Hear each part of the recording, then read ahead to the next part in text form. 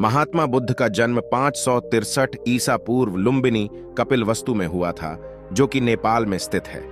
उस समय पर भारत को जम्बू द्वीप के नाम से भी जाना जाता था। महात्मा बुद्ध का जन्म शाक्य वंश में हुआ था, जो कि रोहिणी नदी के किनारे स्थित है। उनकी माता का नाम माया देवी था और पिता का नाम शुद्धोधन था। नन्हे बालक का भविष्य जानने के उद्देश्य से कुछ साधुओं को और विद्वानों को बुलाया गया। उन्होंने कहा कि या तो यह बालक चक्रवर्ती सम्राट होगा और पृथ्वी पर राज करेगा, या बुद्ध होगा। उन्होंने यह भी कहा कि इस बालक ने मनुष्य कल्याण के लिए ही जन्म लिया है। इसके अतिरिक्त उन्होंने कहा कि स्वयं धर्मराज पृथ्वी पर इस नन्हे बालक के रूप में अवतरित हुए हैं और यह गरीबों, दुखियों और असहायों को कष्टों से मुक्ति दिलाएगा। विद्वानों और ब्राह्मणों ने बालक का नाम सिद्धार्थ रखा, जिसका अर्थ है वह बालक जिसका जन्म सिद्ध प्राप्ति के लिए हुआ हो। बचपन से ही सिद्धार्थ को बौद्धिक और आध्यात्मिक विषयों में बड़ी रुचि थी। गुरु श्री विश्वामित्र ने उनको वेदों और उपनिषदों की शिक्षा प्रदान करी। उन्होंने राज्यसभा की बैठकों में शामिल होकर शासन कला की शिक्षा ग्रहण करी। गौतम बुद्ध, सिद्धार्थ बाकी सभी बच्चों की तरह चंचल नहीं थे। वे बाकियों की तरह शरारत नहीं करते थे। वे वृक्ष के नीचे बैठकर दुनिया की चिंता किया करते थे। उनके पिता शुद्धोधन को सदैव ही सिद्धार्थ के गृहस्थ जीवन को त्याग देने की बात सताया करती थी। सिद्धार्थ गृहस्थ जीवन ना त्यागे, इसलिए उनके पिता ने महल में तमाम सुख सुविधाएं उपलब्ध कराई, जिससे उनका इन सब सुखों को छोड़ देने का मन ना करे। 547 ईसा पूर्व 16 वर्षीय सिद्धार्थ का विवाह राजकुमारी यशोधरा से हुआ। यह विवाह इसलिए किया गया ताकि सिद्धार्थ पारिवारिक मोह माया में बंध जाएं और वो संन्यास ग्रहण ना कर सके।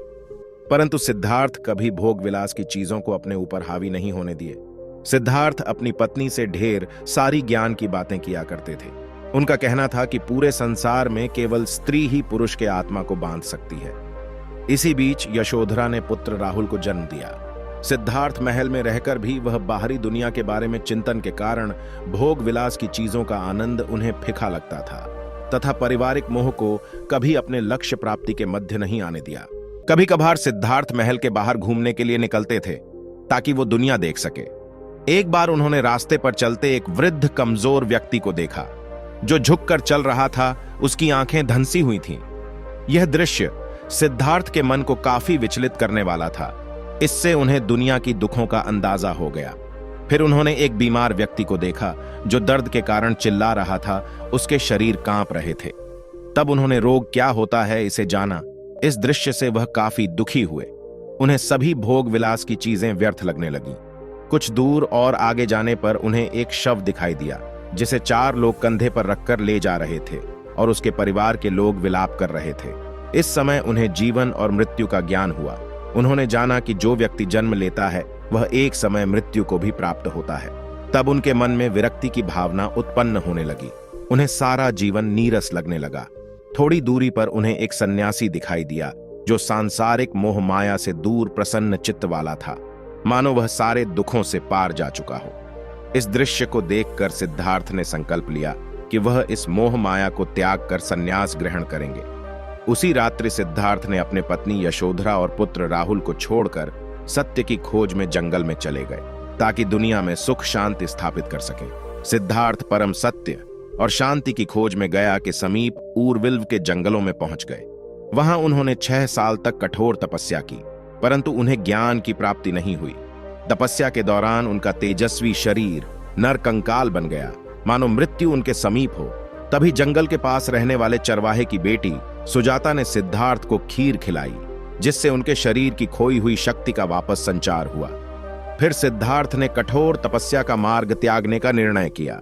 528 ईसा पूर्व पूर्णिमा की रात 35 वर्षीय सिद्धार्थ को पीपल के पेड़ के नीचे ज्ञान की प्राप्ति हुई। उस पीपल के वृक्ष को बोधि वृक्ष के नाम से जाना जाने लगा तथा गया में स्थित इस स्थान को बोध गया के नाम से जाना जाने लगा। महात्मा बुद्ध का उपदेश मानव जाति के हित के लिए था। उन्होंने अपना पहला उपदेश सारनाथ में दिया तथा वहां 5 मित्रों को अपना अनुयायी बनाया तथा उन्हें भी धर्म के प्रचार के लिए भेज दिया।